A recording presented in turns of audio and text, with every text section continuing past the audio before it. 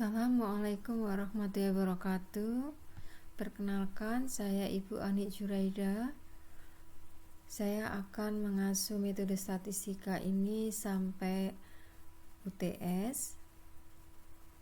Adapun materi yang akan dibahas pada pertemuan ke-1 yaitu yang pertama tentang pokok bahasan, kemudian dilanjut tentang pengertian statistika, kemudian deduksi versus induksi, kemudian dilanjut dengan pengertian populasi dan contoh. Kemudian terkait dengan populasi dan contoh akan dibahas tentang parameter dan statistik, kemudian dilanjut dengan peubah, dan diakhiri dengan skala pengukuran. Pokok bahasan pada minggu pertama akan dibahas tentang lingkup statistika, kemudian pada minggu kedua akan dibahas tentang deskripsi data. Pada minggu 3 dan 4 akan dibahas tentang konsep dasar peluang. Kemudian pada minggu kelima akan dibahas tentang peubah acak dan sebarannya. Minggu 6 dan 7 ini tentang sebaran binomial dan normal. Dan di sini juga akan diberikan materi tentang ringkasan untuk materi UTS. Kemudian pada minggu ke-8 akan dibahas tentang sebaran penarikan contoh. Minggu ke-9 ini tentang pendugaan selang untuk satu populasi. Minggu 10 dan 11 akan dibahas tentang pendugaan selang untuk beda dua populasi. Kemudian minggu 12 dan 13 ini akan dibahas tentang konsep pengujian hipotesis baik untuk satu populasi maupun dua populasi. Dan materi yang terakhir yaitu korelasi dan regresi linear sederhana. Berikut adalah buku referensi yang dipakai untuk metode statistika. Kedua buku ini ada e-booknya dan nanti akan saya kirimkan via email. Ketentuan perkuliahan yang jelas di sini pada perkuliahan ini nanti akan ada soal-soal latihan, ada tugas mandiri, dan mungkin juga ada kuis. Kemudian untuk penilaian akhir ini komposisinya 35% nilai UTS, 35% nilai UAS, dan 30% ini berasal dari nilai tugas, praktikum, kuis, dan presentasi. Mungkin ya ada tugas kelompok. Kemudian ketentuan lain yang penting di sini tidak ada ujian susulan kecuali bagi mahasiswa yang sakit atau menjalankan tugas institusi, dan ini harus dibuktikan dengan surat keterangan dari fakultas. Oke, statistika. Apa dan mengapa? Perhatikan pada gambar 35. Di sini adalah besaran dalam pound tentang breakfast cereal untuk yang A, dan yang B ini tentang frozen food. Dari kedua gambar ini bisa dilihat negara tertinggi yang konsumsi tentang breakfastnya adalah Irlandia, sedangkan yang terendah adalah Spain. Sedangkan untuk frozen food ini Amerika yang tertinggi, kemudian yang terendah adalah Switzerland ya. Nah, Amerika ini kalau untuk breakfast cerealnya dia letaknya di tengah-tengah ya. Sedangkan untuk Great Britain ini breakfast cerealnya nomor 2, sedangkan frozen foodnya ini pada urutan yang keempat. Perhatikan lagi gambar 36. Gambar ini menyajikan tentang estimated direct and indirect cost ya. Kalau mengembangkan suatu obat, di sini ada informasi tahun ya pada sumbu X-nya dari 1976, 1982, 1987, 1990. Kemudian dari gambar ini kita juga bisa melihat perbandingan antara direct cost dan indirect cost untuk per tahun. Dan terlihat dari gambar ini juga ada suatu tren yang semakin meningkat seiring tahun. Perhatikan lagi di sini gambar 32. Gambar ini adalah merupakan perbandingan ya antara market share dari soft drink tahun 1980 dengan 1990. Dari sini bisa terlihat, dari gambar ini maksudnya bisa terlihat bahwa cola itu tetap menduduki yang tertinggi. Malah di sini pada tahun 90 ada peningkatan. Kemudian untuk lemon lime terjadi penurunan. Untuk Dr. Dr. Pepper type ya, ini juga ada penurunan. Kemudian untuk root beer ternyata ini ada suatu peningkatan dan sebagainya ya. Jadi di sini gambar ini sekaligus kita bisa mengkomparasi antara 2 tahun 80 dan 90 untuk market share. Kemudian perhatikan gambar 23. Gambar ini menyajikan nilai yield ya dari penggunaan pupuk fosforus ya, fosfor dan pupuk N. Jadi terlihat di sini dengan peningkatan pupuk fosfor itu yieldnya semakin naik. Demikian juga penggunaan pupuk N semakin tinggi itu semakin juga tinggi hasilnya. Data dalam keseharian. Data adalah informasi yang berasal dari pengamatan, pencacahan, pengukuran, atau respon dari suatu percobaan. Data ada di mana-mana dalam keseharian kita. Data ada dalam pemberitaan, perdebatan, pemilu, perencanaan, dan juga dalam penelitian. Nah, statistika ini menyangkut seluk-beluk data, bahkan jauh melampaui data itu sendiri. Seperti halnya kata dalam kalimat, data ini harus ditata sedemikian agar memiliki arti. Kita perlu belajar bagaimana membaca data secara kritis dan komprehensif. Kemudian juga kita perlu belajar menghasilkan data yang berguna dan memahami metode untuk mengambil kesimpulan yang berbasis data. Sebagai ilustrasi, di sini seorang ahli peternakan melakukan percobaan untuk menyelidiki apakah penambahan antibiotik ya ke dalam pakan anak ayam ini akan meningkatkan pertumbuhan dibanding pakan standar tanpa antibiotik. Percobaannya menggunakan 100 anak ayam. Dari penelitian sebelumnya ini diperoleh informasi bahwa rata-rata pertambahan berat badan anak ayam yang diberi pakan standar selama periode 8 minggu itu adalah 3,9 gram. Ahli tersebut ingin membandingkan pertambahan berat badan anak ayam dengan nilai standar 3,9 gram tersebut. Untuk meminimumkan efek dari faktor lain yang dapat mempengaruhi penambahan berat badan, pemeliharaan 100 anak ayam ini diletakkan dalam kandang yang sama dengan pemberian makan secara individu untuk setiap anak ayam. Berikut data yang diperoleh.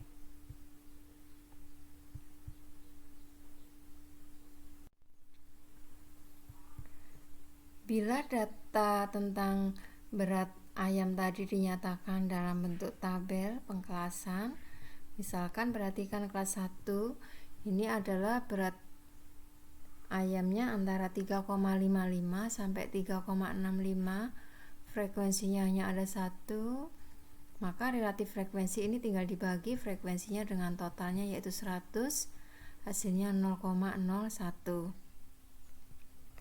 Kemudian kalau data ini disajikan dalam bentuk histogram ya dari tabel frekuensi tadi, kemudian dibentuk histogram.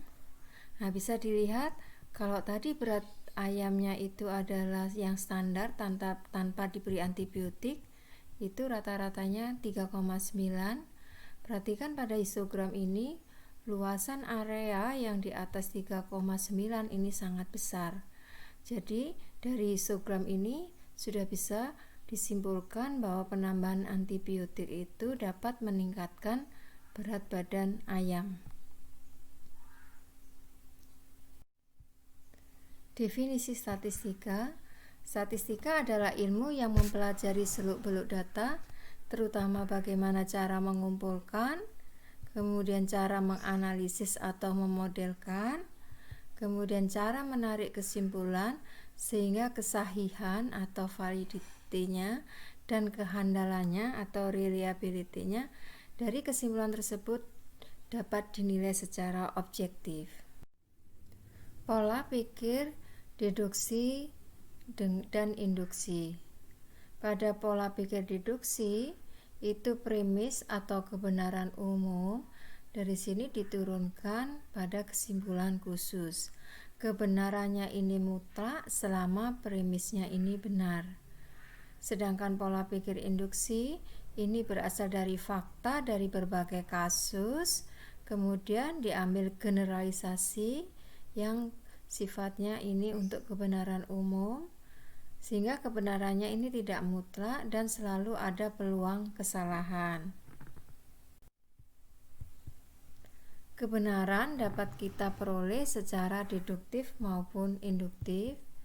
Kalau deduksi dimulai dari premis, yaitu sesuatu yang kita anggap benar, lalu dari premis itu diturunkan kebenaran baru atau khusus.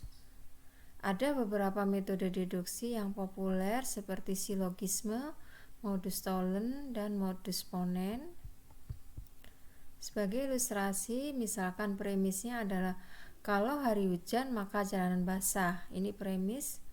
Faktanya sekarang hari hujan. Kesimpulannya jalanan basah.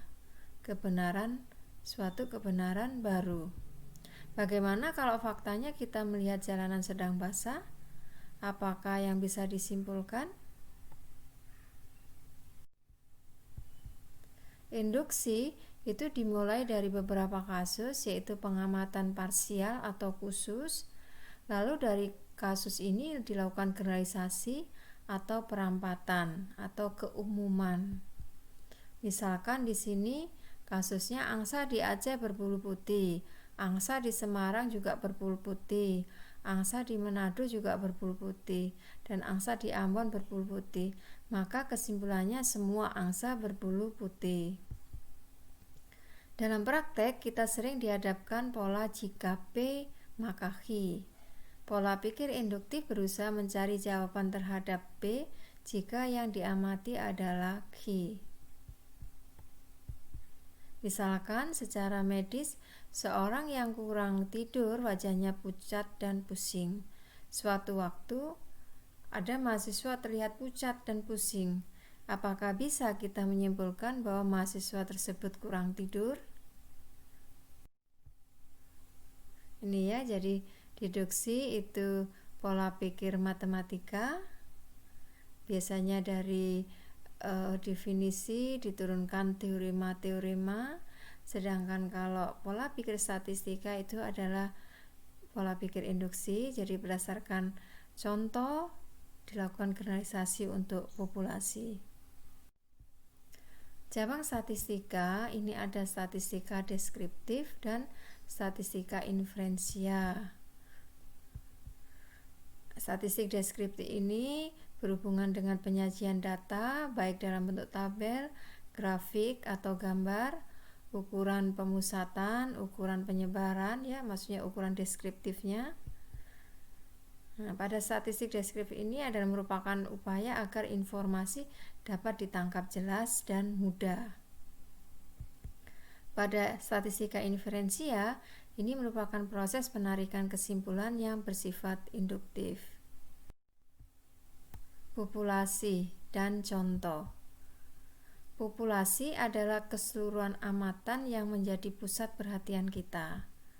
Sedangkan contoh ini adalah himpunan bagian dari populasi.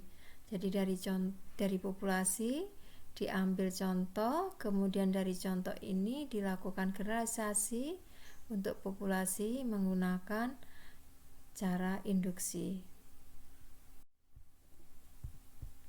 Sebagai contoh, misalkan seorang mahasiswa ingin mengetahui persepsi masyarakat Kota Bogor tentang Pilkada Bogor, maka di sini populasinya adalah respon atau persepsi seluruh masyarakat Kota Bogor.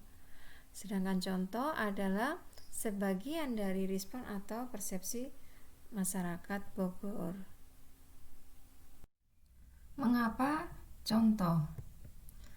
Karena secara fisik itu tidak mungkin mengamati semua anggota populasi. Kemudian biaya pengamatan tentunya lebih murah kalau menggunakan contoh. Kadang-kadang pada uji tertentu itu bersifat merusak. Kemudian menghabiskan banyak waktu untuk menghubungi semua anggota populasi. Pada banyak kasus cukup hasil dari contoh. Contoh acak.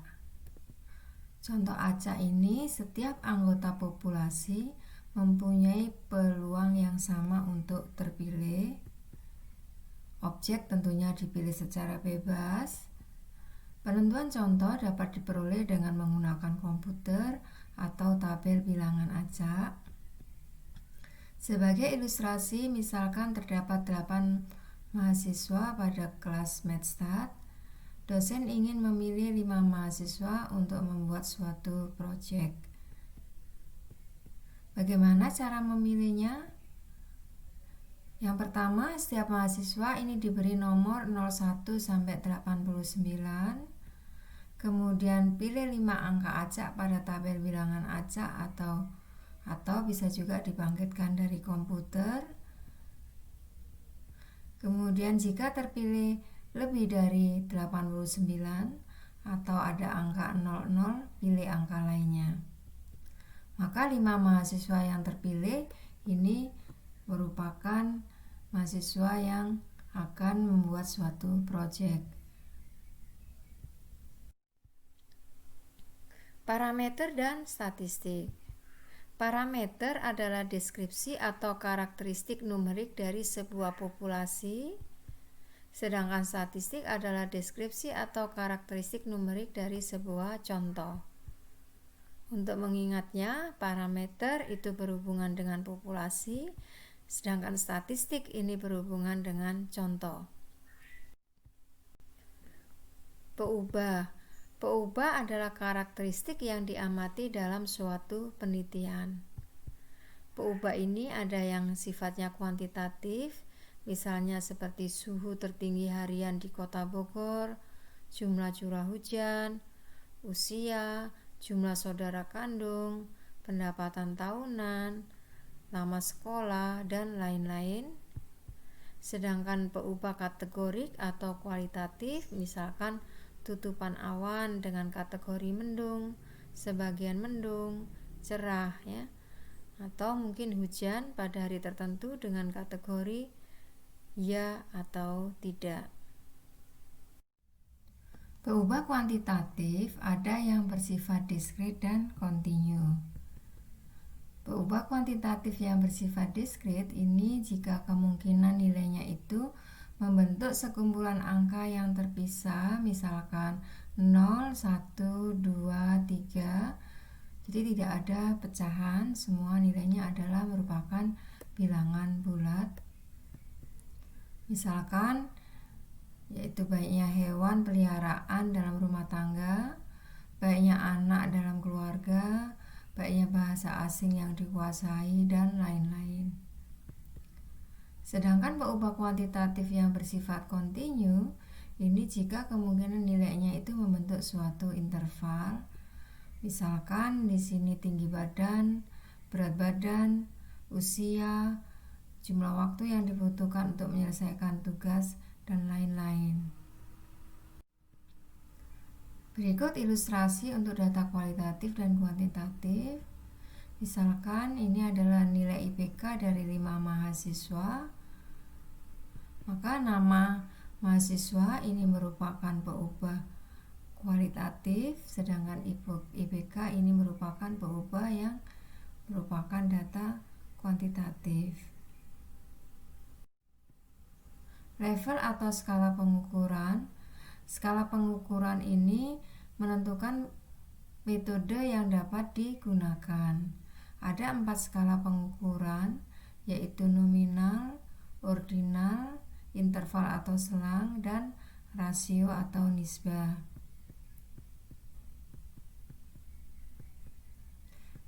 Berdasarkan urutannya dari nominal sampai rasio, itu skala ukurannya dari nominal itu yang terendah dan rasio itu yang tertinggi. Skala nominal. Pada data skala pengukuran ini adalah data kualitatif. Jadi pada skala nominal ini hanya label atau yang menunjukkan kualitas. Kemudian tidak dapat digunakan untuk penjumlahan atau pengurangan. Misalkan warna bendera Republik Indonesia, di sini warnanya merah dan putih. Merah bisa diberi angka 0, putih diberi angka 1 atau sebaliknya. Tetapi perbedaan antara angka 1 dengan 0 itu tidak punya makna. Nama mahasiswa peserta METSAT, suku, agama,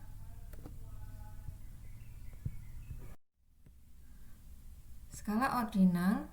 Pada data pada skala ordinal ini juga bersifat kualitatif. Pada ordinal ini tersusun dalam urutan. Beda antara dua nilai ini tidak bermakna. Misalkan tingkat pendidikan SD, SMP, SMA, D3, S1, S2, S3, sehingga kalau diberikan angka numerik pada tingkat pendidikan ini harus berurut, misalkan SD1, SMP 2, SMA 3, dan seterusnya. Contoh yang lain adalah tingkat preferensi suatu produk, misalkan dari sangat suka, suka, sedang, tidak suka, sangat tidak suka. Urutan lagu top di suatu radio ini juga merupakan ordinal. Skala interval ini bersifat kuantitatif. Hanya pada skala interval ini titik nolnya bukan nol sejati. Tersusun dalam urutan. Kemudian beda antar dua nilai ini dapat dihitung atau bermakna, seperti temperatur, pH, IQ ya. Jadi pada skala interval ini bedanya bermakna. Misalkan suhu 100 derajat dengan 50 derajat itu bedanya adalah 50 derajat. Tetapi rasio antara 100 derajat dengan 50 derajat itu tidak sama dengan 2. Skala berikutnya, skala yang tertinggi yaitu rasio. Ini bersifat kuantitatif dan mempunyai titik nol yang bermakna. Pada skala rasio ini rasio dari dua data itu mempunyai makna. Misalkan tinggi badan, berat badan. Jadi tinggi badan 200 cm, kemudian ada tinggi badan 100 cm, bedanya 100 cm, dan rasionya sama dengan 2. Rasio ini punya makna. Berikut ringkasan skala pengukuran. Jadi pada skala pengukuran nominal ini hanya bersifat kategori, sedangkan urutan pengurangan rasionya ini tidak punya makna. Pada ordinal ini kategori iya, urutannya iya, tapi pengurangan dan rasionya tidak bermakna. Pada skala pengukuran interval ini kategorinya iya, urutannya iya, pengurangannya iya, maksudnya bermakna ya, iya ini, sedangkan rasionya tidak bermakna. Sedangkan skala pengukuran yang tertinggi rasio ini bersifat juga kategori, urutan, pengurangan, dan rasionya ini punya makna. Rangkuman. Statistika adalah ilmu tentang seluk-beluk data, cara mengumpulkan, cara memodelkan, dan menganalisis data, serta cara menarik kesimpulan.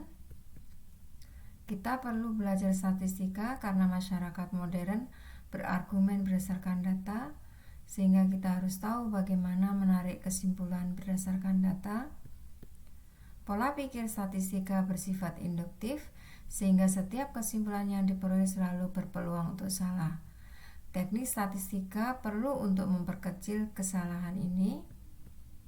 Setiap data yang kita amati memiliki konteks. Data bukanlah sekedar angka. Ada 4 skala pengukuran data, yaitu nominal, ordinal, interval, dan rasio.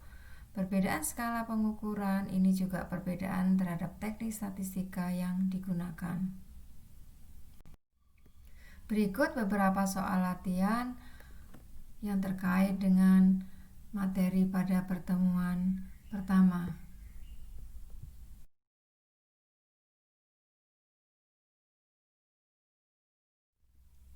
Selamat berlatih, semoga sukses. Saya akhiri dengan wassalamualaikum warahmatullahi wabarakatuh.